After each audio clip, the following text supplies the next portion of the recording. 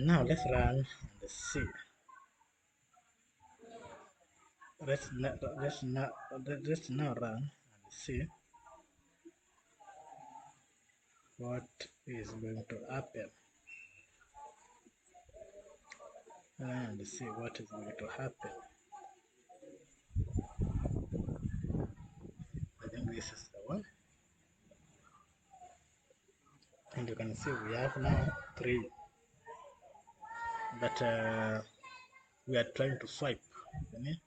You see, you are trying to swipe, but we cannot swipe because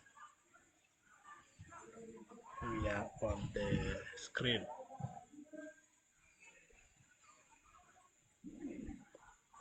So we have to do something like a button here where we can be clicking in that we can get them we can get rid of them. And yes, now let's do it together.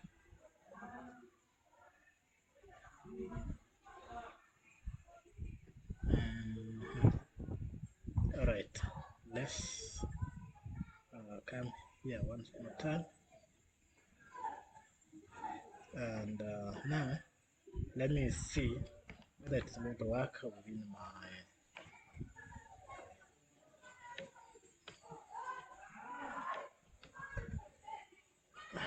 my phone.